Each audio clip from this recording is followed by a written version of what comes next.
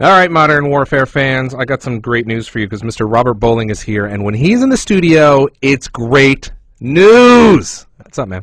Nothing much. I mean, I'm excited. We're about to release the second DLC pack for Modern Warfare 2 already. That's. I don't even know what to say because it feels like you just released the other one, the first one. We did, but we want to keep them coming in hot. Right. Keep things going. Now, the first one, which was, by all accounts, a hit. Yeah, I mean, the numbers were insane. I mean, it was one of the top-selling Xbox Live DLCs. Right. Now, what are we going to see in the second pack?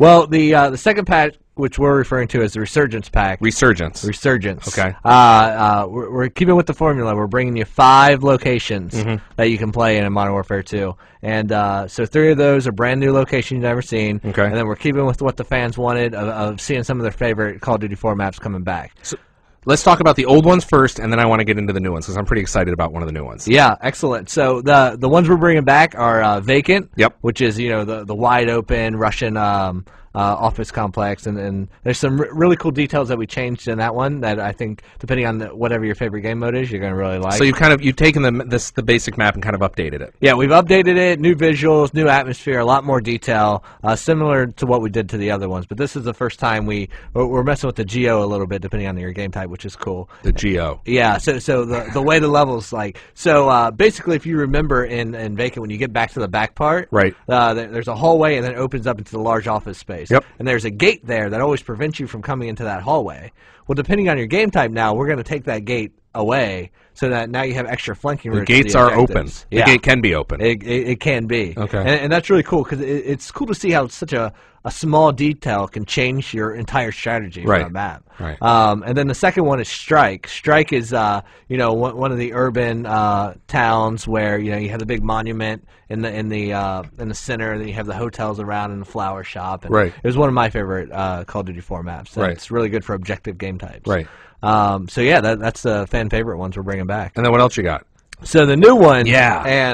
And this one especially I'm excited for. It's called Carnival. Okay. And Carnival is like this desolated amusement park. It's this theme park, and it's not it's not like anything we've ever done before. It's not a war-torn city. Right. It's not an abandoned this or that. I mean, this is this amusement park that is overrun. Like you have your roller coaster, you have your fun house, you have your World of Tomorrow, you have all these really cool unique locations, and it's just an awesome place to fight in. So it's your chance to really go in and shoot up some carnies.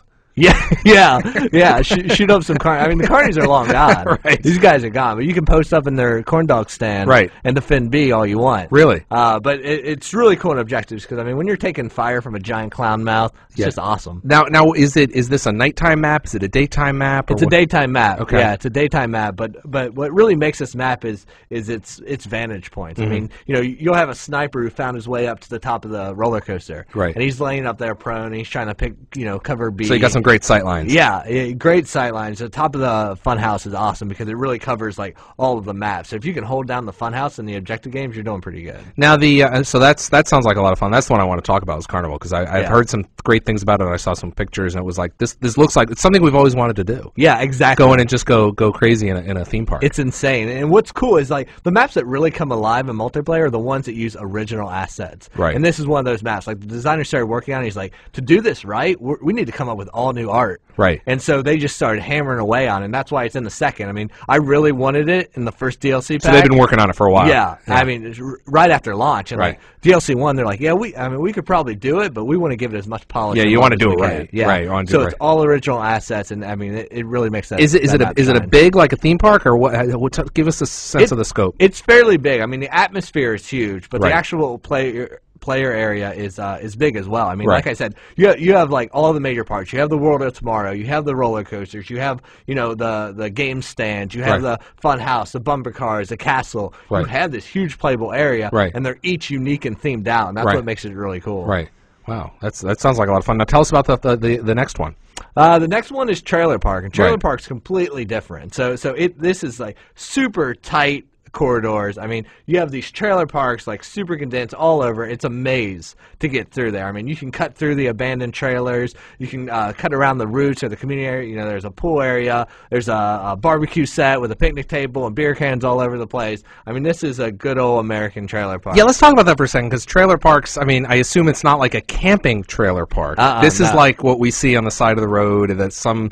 they're manufactured housing, I think is what the proper term is. Yeah, they're mobile estates. Mobile estates, right. Yeah, and this mobile estate, I mean, it's cool. And it actually, like, in context of the game, it's actually like the living quarters for the people who run the boneyard. So if you remember the boneyard level from the single player. Are we going to see the boneyard in the distance? You'll see it in the background. Okay. But that's not, you know, you're playing in this living quarters for that. Right. So they have all these, like, makeshift trailers that they live in. And it's just a cool map for objectives because, like, it's a maze. It's just tight quarters. When you see that HQ pop up, you're trying to figure out the best path. Do I want to cut through the tight-knit corners where I could easily be pinned down? Right. You know, so there's obvious choke points. Right.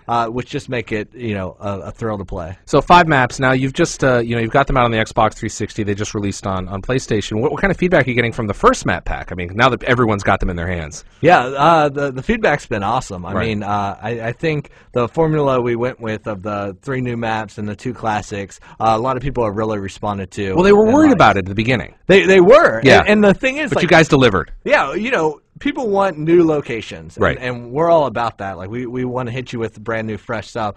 But early on, when we first started talking about DLC, you know, we went to the community and we're talking to them, we're seeing what they're saying and what they wanted, and there was a huge demand for some of their favorite Call of Duty 4 maps. Right. And that's what we wanted to make sure we delivered. We wanted that variety of all new locations, but also let you experience your favorites in an all new way. And you know, showing from the numbers and how many people are playing the new map pack, that formula seems to be working. And how? Now let's also look at, so assuming, you know, when this map pack comes out, that will add 5 more onto the 5. How many total maps are there going to be after this map pack gets released? Oh God, I don't know. What is the number? Yeah, it's pretty big. It's high 20s. Yeah, it is high 20s, isn't it? I mean, I think the most we've ever had on another game, I think, is 21 or 22. Yeah. So I think you guys may have the most maps of any multiplayer game. Well, we like options. Yeah, you. Yeah.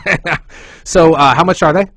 The map pack is going to be coming out at 1,200 Microsoft points. Okay, 1,200 Microsoft points. So sticking with the formula we said before. Yeah.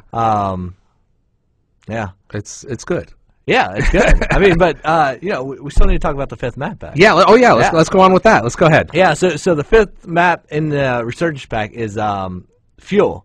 And Fuel is completely unique from the other ones in the map pack because this is another sniper haven. Okay. So we always like to, you know, gear at least one map towards a certain game type. You know, Trailer Park's all about the tight corridors. It's your run and gun type of guy. It's your HQ player. And Fuel is different. You know, it's wide open space. I mean, and I used to always talk about Overgrown being one of our biggest maps. Right. Fuel is really competing for that title. Does Fuel have the same up and downs like Overgrown did?